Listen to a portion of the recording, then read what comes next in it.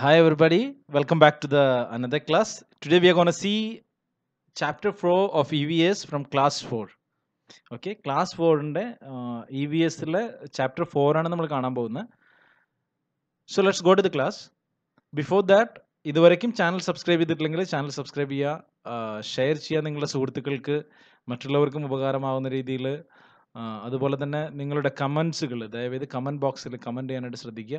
അത് പ്രത്യേകിച്ചും ക്ലാസ്സിനെ കുറിച്ചുള്ള സംശയങ്ങളോ അതല്ലെങ്കിൽ ക്ലാസ് എടുക്കുന്ന രീതിയിൽ നിങ്ങൾക്ക് എന്തെങ്കിലും മനസ്സിലാവാത്തത് വരുന്നുണ്ടെങ്കിലോ അത്തരത്തിലുള്ള ഇംപ്രൂവ്മെൻറ്റ് നെഗറ്റീവ് കമൻറ്റ്സ് നിങ്ങൾക്ക് കമൻറ്റ് ബോക്സിൽ പോസ്റ്റ് ചെയ്യാം. സോ അതിനനുസരിച്ച് നമ്മൾ will try to make betterments of the classes. Okay, so will go to the class. Wonder world of birds. പക്ഷികളുടെ വണ്ടർ വേൾഡ്, മായിക ലോകം എന്നൊക്കെ പറയാം. മനോഹരമായ പക്ഷികളുടെ ലോകത്തെക്കുറിച്ചാണ് നമ്മൾ കാണാൻ പോകുന്നത്. At sunset the birds flew to their nest in the grand old banyan tree. At sunset, sunset എന്ന് വെച്ചാൽ എന്താ? സൂര്യാസ്തമനം. സൂര്യാസ്തമനത്തിന്റെ സമയത്ത് ദ ബേർഡ്സ്, പക്ഷികൾ, ഫ്ലൂ ടു ദെയർ നെസ്റ്റ്, അവരുടെ കൂടുകളിലേക്ക് പറന്നു. ഫ്ലൂ, പറന്നു. In the grand old banyan tree. Banian tree എന്ന് വെച്ചാൽ ആൽമരം. വലിയ ആ പഴയ ഗ്രാൻഡ് ഓൾഡ്, പഴയ ആ വലിയ ബനിയൻ ട്രീയിലേക്ക് ഉള്ള കൂടുകളിലേക്ക് പക്ഷികൾ സന്ധ്യയായപ്പോൾ പറന്നുപോയി. സനി looked at this with great curiosity every day. സനി എന്ന് പറയുന്നത് ഒരു കുട്ടിയുടെ പേരാണ്. സനി നോക്കി ഈ പക്ഷികൾ ഇങ്ങനെ വൈകുന്നേരം പറന്നു പോകണത് എങ്ങനെ? With great curiosity. ക്യൂരിയോസിറ്റി എന്ന് വെച്ചാൽ ആകാംക്ഷ. എവറി ഡേ, എല്ലാ ദിവസവും. Oh so many birds of different size and colour. Oh so many birds, എന്തോരം പക്ഷികൾ എങ്ങനത്തെ of different size and colour, പലതരത്തിലുള്ള വലിപ്പത്തിലും പലതരത്തിലുള്ള കളറുകളിലും എന്തോരം പക്ഷികളാണ് ഉള്ളത്. Even the sounds are different. എങ്ങനെയാ? അവരുടെ ശബ്ദം പോലും വ്യത്യസ്തമാണ്. Do you also like birds? നിങ്ങൾക്കും പക്ഷികളെ ഇഷ്ടമാണോ?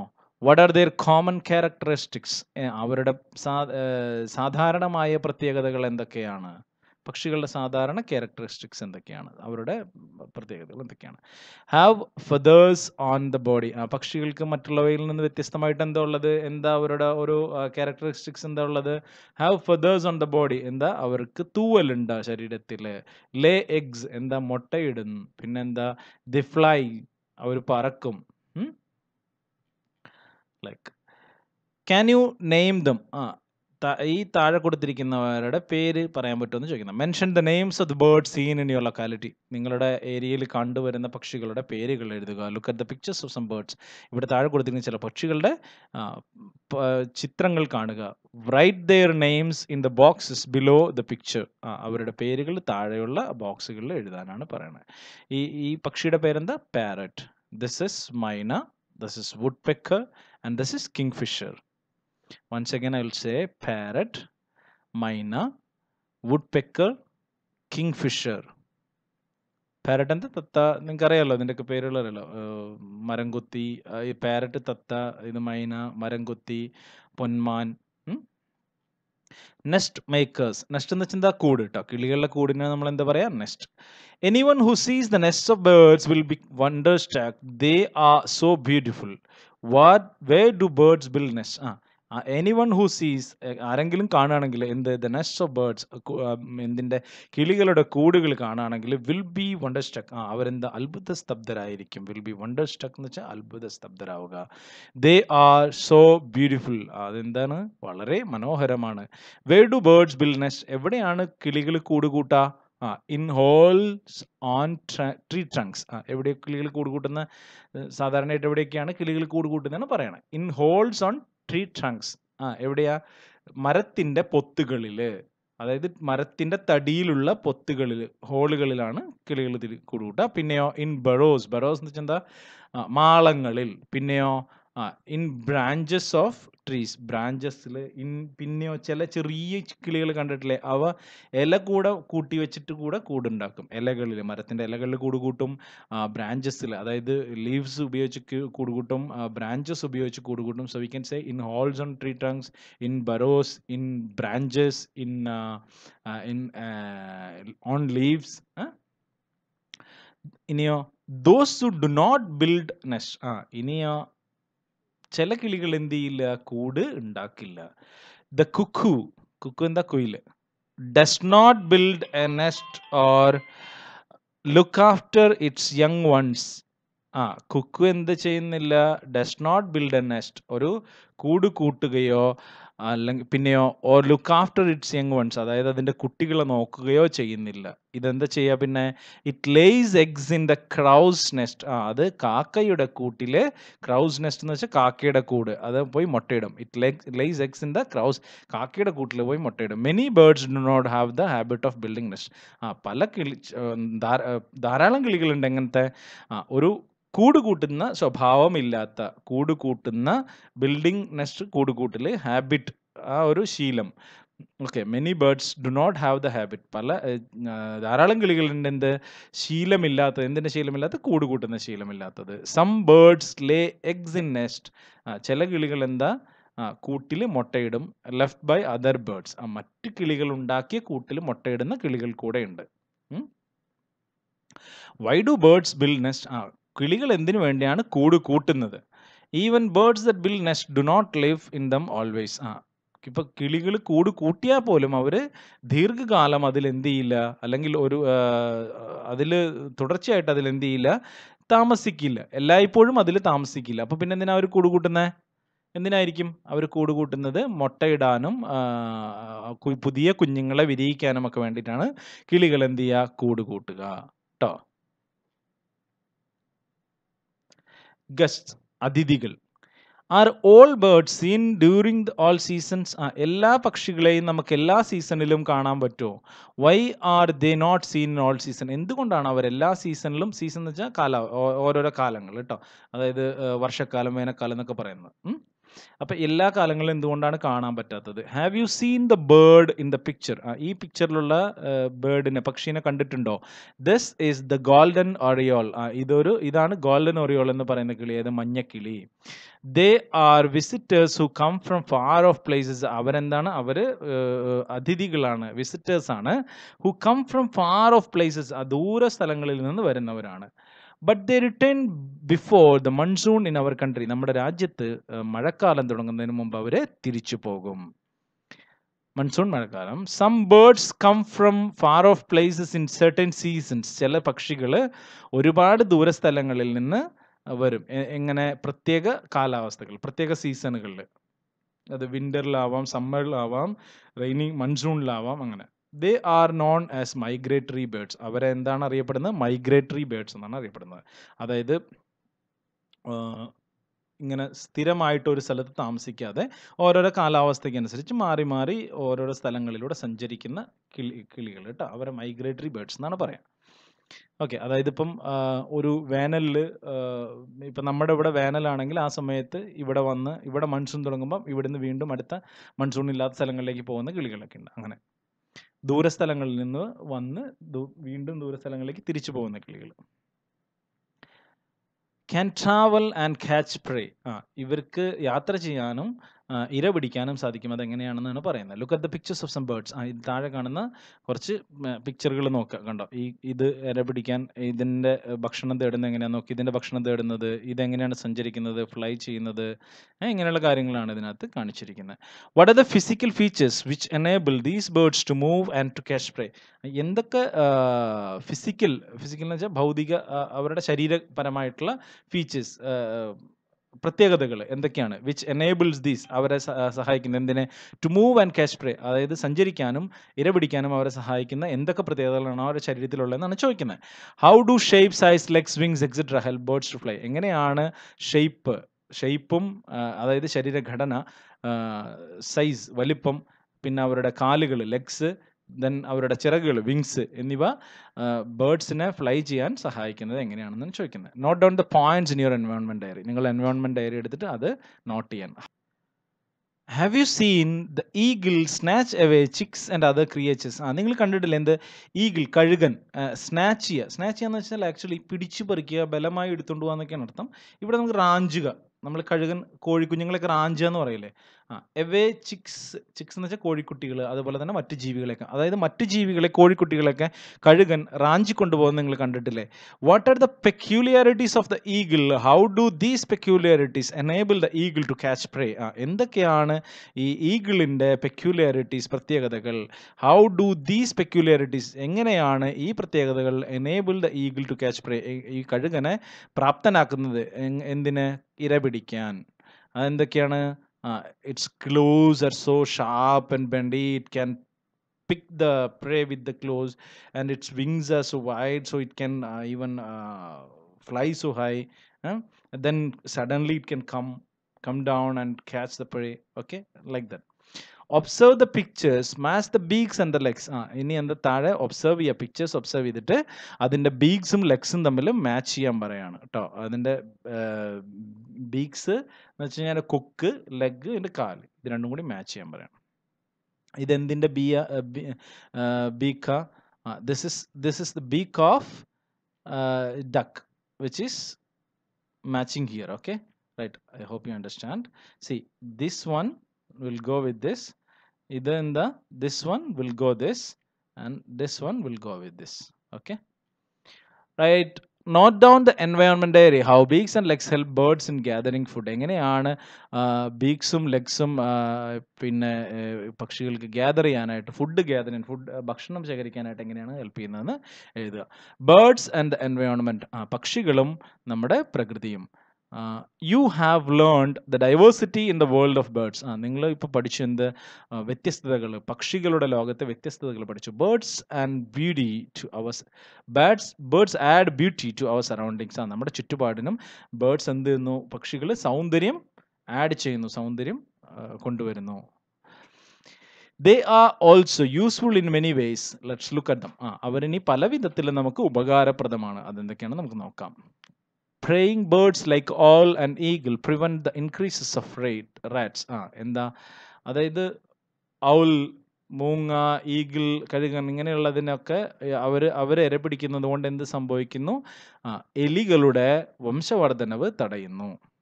So they help in seed dispersal. വിത്ത് വിതരണം, അതായത് വിത്തുകളെ ഒരു സ്ഥലത്ത് നിന്ന് മറ്റൊരു സ്ഥലത്തേക്ക് എത്തിക്കാനും അവിടെ അതിനെ നിക്ഷേപിക്കാനും ഒക്കെ ആര് സഹായിക്കുന്ന? പക്ഷികൾ സഹായിക്കുന്നു. അതായത് ഇപ്പം ഏതെങ്കിലും ഒരു പഴവർഗ്ഗങ്ങൾ കഴിച്ചിട്ട് അതിൻ്റെ സീഡുകൾ പല സ്ഥലങ്ങളിൽ, ഈ പക്ഷികൾ പോകുന്ന ഭാഗങ്ങളിലൊക്കെ അത് ഈക്വലായി ഡിസ്പേഴ്സ് ആവും, അവിടെ കിടന്നത് മുളയ്ക്കും, അങ്ങനെയുള്ള. ഓക്കെ, കൺട്രോൾ പെസ്റ്റ്, അതുപോലെ തന്നെ കീടങ്ങളെ നിയന്ത്രിക്കുന്നു. അതായത് ഈ പക്ഷികൾ വന്നിട്ട് കുഞ്ഞു കുഞ്ഞു പുഴുക്കൾ അതുപോലെയുള്ള കീടങ്ങളൊക്കെ കൊത്തിപ്പെറുക്കി തിന്നും. അപ്പോൾ കൺട്രോൾ, പെസ്റ്റ് കൺട്രോളിങ്, അങ്ങനെ. ഇപ്പം അതുപോലെ തന്നെ വേസ്റ്റ് കൺട്രോളിങ്, അതായത് നമ്മുടെ അഴുകിക്കിടക്കുന്ന ഭക്ഷ്യപദാർത്ഥങ്ങൾ ഈ കാക്ക പോലെയുള്ള പക്ഷികൾ വന്നിട്ട് കഴിക്കും, അപ്പോൾ അവിടെ അത്രയും വേസ്റ്റ് കുറയും, അങ്ങനെ. Okay, the number of birds that are beneficial to the environment is decreasing. What could be the reason for this? Okay, അതായത് നമ്മളുടെ എൻവയോൺമെൻറ്റിന്, നമ്മളുടെ പരിതസ്ഥിതിക്ക് ബെനഫിഷ്യൽ എന്ന് വെച്ചാൽ ഗുണകാരികളായിട്ടുള്ള പക്ഷികളുടെ എണ്ണം എന്ത് ചെയ്യുന്നു? ഈസ് ഡിക്രീസിങ്, കുറഞ്ഞുകൊണ്ടേയിരിക്കുന്നു. What could be the reason for this? എന്തായിരിക്കും അതിന് കാരണം? ഓക്കെ, എന്തായിരിക്കും അതിന് കാരണം? എക്സസീവ് യൂസ് ഓഫ് പെസ്റ്റിസൈഡ്സ്, അതായത് കീടനാശിനികളുടെ അമിതമായ ഉപയോഗം, അതായത് രാസകീടനാശിനികളുടെ അമിതമായ ഉപയോഗം എന്ത് ചെയ്യുന്നു? അത് പക്ഷികളുടെ വംശനാശത്തിന് ഇടയാക്കുന്നു. അതുപോലെ തന്നെ ഡീഫോറസ്റ്റേഷൻ, അതായത് മരങ്ങളും അങ്ങനെയുള്ള സംഭവങ്ങൾ, കാടുകൾ വെട്ടിത്തെളിക്കുന്നതും അതുപോലെ മരങ്ങളും ചെടികളും ഒക്കെ നശിപ്പിക്കുന്നതും അതിനൊരു കാരണമാകും. ആൻഡ് എന്താ പറയുക, ഗ്ലോബൽ വാർമിംഗ്, നമ്മളുടെ മനുഷ്യൻ്റെ ഇടപെടൽ മൂലം നമ്മളുടെ പ്രകൃതിയിൽ നിന്ന് ഉണ്ടാകുന്ന കാലാവസ്ഥാ വ്യതിയാനങ്ങൾ, ഇതെല്ലാം ഇതിന് കാരണമാകും. അത് നമുക്ക് എങ്ങനെ പറയാം? എക്സസീവ് യൂസ് ഓഫ് പെസ്റ്റിസൈഡ്സ്, അതുപോലെ തന്നെ deforestation, then global warming due to man's interference. പിന്നെ വേണമെന്നുണ്ടെങ്കിൽ ഓക്കെ, ഇത്ര പറഞ്ഞാൽ മതി. ഇതൊക്കെ എന്താണ്? ഇതൊക്കെ ആണ് എന്ത് റീസൺസ്, എന്തിന്? പക്ഷികളുടെ എണ്ണം കുറയുന്നതിന് കാരണമാകുന്നത്. Isn't it your duty to protect birds? നിങ്ങളുടെ ഉത്തരവാദിത്തമല്ലേ പക്ഷികളെ സംരക്ഷിക്കേണ്ടത് നമ്മുടെ ഓരോരുത്തരും ഉത്തരവാദിത്തമാണ്. Forest department prepares nest for house sparrow. അതായത് അങ്ങാടിക്കുരുവി, ഹൗസ് സ്പാരോ എന്ന് പറയുന്ന ഈ കിളിക്ക് ഫോറസ്റ്റ് ഡിപ്പാർട്ട്മെന്റ് എന്താണ് കൂടുകൾ പ്രിപ്പയർ ചെയ്യുന്നു. പാലക്കാടിലാണ് the forest department has started a scheme. Forest department ഒരു പുതിയ സ്കീം തുടങ്ങിയിട്ടുണ്ട്. എന്താ? Nest for a bird. എന്താ? കിളിക്കൊരു കൂട്. ഫോർ അങ്ങാടിക്കുരുവി. എന്തിനാ? അങ്ങാടിക്കുരുവികളുടെ സംരക്ഷണത്തിന് വേണ്ടി. അങ്ങാടിക്കുരുവികളുടെ സംരക്ഷണത്തിന് വേണ്ടി. ഓക്കെ, അതായത് വംശനാശ ഭീഷണി നേരിട്ട് കൊണ്ടിരിക്കുന്ന എൻഡാഞ്ചേർഡ് സ്പീഷീസ് ഓഫ് ബേർഡ്, അതായത് വംശനാശ ഭീഷണി നേരിട്ട് കൊണ്ടിരിക്കുന്ന അങ്ങാടിക്കുരുവി എന്ന് പറയുന്ന ഈ ബേർഡിന് എന്ത് പറയുന്നു, നെക്സ്റ്റ് പണിയാന്നുള്ള ഒരു സ്കീം ഇപ്പോൾ ആര് ഇൻട്രൊഡ്യൂസ് ചെയ്തിട്ടുണ്ട്? ഫോറസ്റ്റ് ഡിപ്പാർട്ട്മെന്റ് ഇൻട്രൊഡ്യൂസ് ചെയ്തിട്ടുണ്ട്. വൈൽ വി വാച്ച് ബേർഡ്സ്, നമ്മൾ പക്ഷികളെ നിരീക്ഷിക്കുമ്പോൾ we come across several amazing facts while watching birds. നമ്മൾ അക്രോസ് സെവറൽ അമേസിംഗ്, ഒരുപാട് ആശ്ചര്യകരമായിട്ടുള്ള കാര്യങ്ങൾ നമ്മൾ കാണും എങ്ങനെ പക്ഷികളെ നിരീക്ഷിക്കുമ്പോൾ. What are the things to take care of while watching them? അവരെ വാച്ച് ചെയ്യുമ്പോൾ, അവരെ ശ്രദ്ധിച്ചുകൊണ്ടിരിക്കുമ്പോൾ എന്തൊക്കെയാണ് ശ്രദ്ധിക്കേണ്ടത്? Discuss with your teacher. നിങ്ങളുടെ ടീച്ചറായിട്ട് അത് ഡിസ്കസ് ചെയ്യാനാണ് പറയുന്നത്. Write down your observations in your environment diary. What would you include in the note? നിങ്ങൾ എൻവയോൺമെന്റ് ഡയറി എടുത്തിട്ട് നിങ്ങളുടെ ഒബ്സർവേഷൻസ് അതിനകത്ത് എഴുതുക. Date, time, name of bird, place where it is seen, peculiarities, അതായത് എവിടെയാണ് ആ പക്ഷിയുടെ പേര് എഴുതുക, എവിടെയാണ് അതിനെ കണ്ടതെന്ന് എഴുതുക, ഡേറ്റും ടൈം എഴുതുക, എന്നിട്ടോ അതിൻ്റെ പെക്യൂലിയറിറ്റീസ്, അതിൻ്റെ കൊക്ക് എങ്ങനെയാണ് ഇരിക്കുന്നത്, അതിൻ്റെ ലെഗ് എങ്ങനെയാണ് ഇരിക്കുന്നത്, കളർ എന്തായിരുന്നു, ടെയിൽ എന്തായിരുന്നു, എത്ര സൈസ് ഉണ്ടായിരുന്നു, ഇങ്ങനെയുള്ള ഡീറ്റെയിൽസ് ഒക്കെ. Birds we rear. ഇനി നമ്മൾ വളർത്തുന്ന പക്ഷികളുണ്ട്. ഇപ്പം നമ്മൾ ഇത്രയും നേരം കണ്ടത് പ്രകൃതിയിലുള്ള നാച്ചുറലായിട്ട് വളർന്നുകൊണ്ടിരിക്കുന്ന പക്ഷികളെ കുറിച്ചാണ് അല്ലേ ഇതുവരെ കണ്ടതെല്ലാം, ഒരു ഓൾമോസ്റ്റ് എല്ലാം തന്നെ. ഇനി നമ്മളായിട്ട് വളർത്തുന്ന പെറ്റായിട്ടോ അല്ലെങ്കിൽ മറ്റ് പർപ്പസുകൾക്കോ ഒക്കെ ഉപയോഗിച്ചിട്ട് നമ്മൾ വളർത്തുന്ന ഡൊമസ്റ്റിക് പർപ്പസിനൊക്കെ ഉപയോഗിക്കുന്ന ബേർഡ്സ് ഉണ്ട്. അതെന്താണ് നമ്മൾ കാണാൻ പോകുന്നത്. ബേർഡ്സ് വി റിയർ, നമ്മൾ വളർത്തുന്ന. Observe the pictures of birds, name dum. താഴെ കാണുന്ന പിക്ചറിലുള്ള ബേർഡുകളെ നെയിം ചെയ്യാനാണ് പറയുന്നത്. ഇതിലെല്ലാം ഇതെല്ലാം നിങ്ങൾക്ക് അറിയാവുന്ന പേരുകൾ തന്നെയാണ്. അത് ജസ്റ്റ് ഇതെല്ലാം നമ്മൾ വളർത്തുന്ന ബേർഡ്സ് ആണ്. ഇതിൻ്റെ ബേർഡ്സ് എഴുതിയാൽ മതി. Why do we rear birds in our homes? എന്തിനാണ് നമ്മൾ പക്ഷികളെ വളർത്തണമെന്ന് ചോദിക്കും നമ്മുടെ വീടുകളിൽ. എന്തിനാ? For fancy, for eggs, for meats. Okay, അതായത് ഫാൻസി എന്ന് വെച്ചാൽ എന്താ? അലങ്കാരത്തിന്, പിന്നെ മുട്ടയ്ക്ക്, എഗ് എന്ന് വെച്ചാൽ മുട്ടയ്ക്ക്, പിന്നെ ഫോർ മീറ്റ്, അതായത് ഇറച്ചി ആവശ്യത്തിന്. We learned about the diversities in the world of birds. നമ്മൾ പക്ഷികളുടെ ലോകത്തെ വ്യത്യസ്തതകളെ കുറിച്ച് നമ്മൾ കണ്ടു.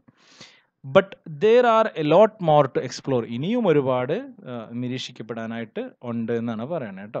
ഇത് മാത്രമല്ല. Can you think of some more? കുറച്ചും കൂടി എന്തൊക്കെയാണ് ചെയ്യണമെന്ന് ചിന്തിക്കാൻ പറ്റുമോ? Birds make our world so beautiful. നമ്മളുടെ ഈ ലോകത്തെ പക്ഷികൾ എന്ത് ചെയ്യുന്നു? വളരെ മനോഹരമാക്കുന്നു. Can you imagine a world without birds? പക്ഷികളില്ലാത്തൊരു ലോകത്തെക്കുറിച്ച് നമുക്ക് ചിന്തിക്കാൻ പറ്റുമോ എന്നാണ് ചോദിക്കുന്നത് കേട്ടോ.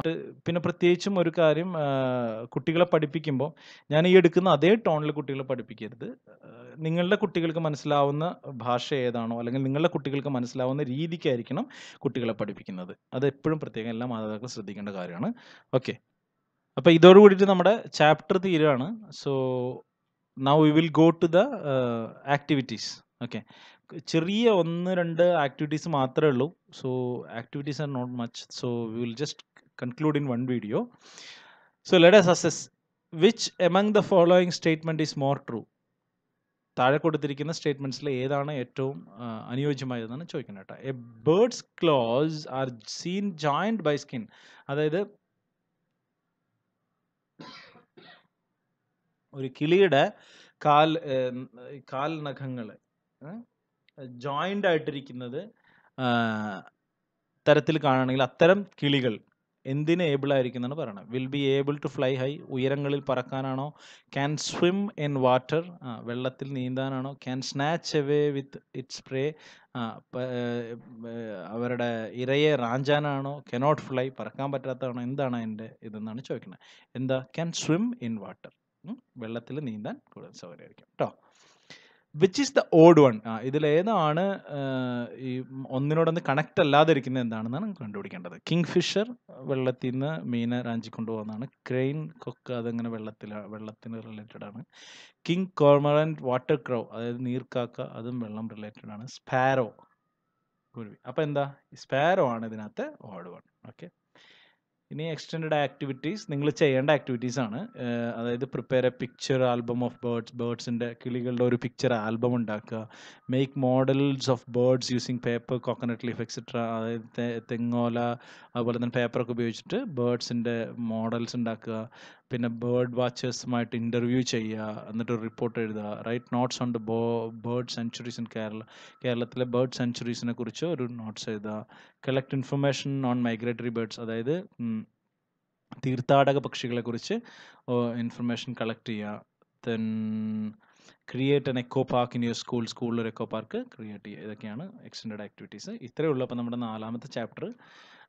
I think it's interesting right. നമുക്ക് ഈ എക്സ്റ്റെൻഡ് ആക്ടിവിറ്റീസിൽ നിങ്ങൾക്ക് ചെയ്യാൻ പറ്റുന്ന അത്രയും ചെയ്യുക, കാരണം അതൊരു ഇൻട്രസ്റ്റിംഗ് ആയിട്ടുള്ള ഒരു മാറ്ററാണ്. And second thing, we have to be more close to the nature. നമ്മൾ ഓരോരുത്തരും നമ്മളുടെ ഈ പ്രകൃതിയുമായിട്ട് ഏറ്റവും അടുത്ത് നിൽക്കണം. കാരണം പ്രകൃതി ഇല്ലെങ്കിൽ പിന്നെ നമ്മളില്ല.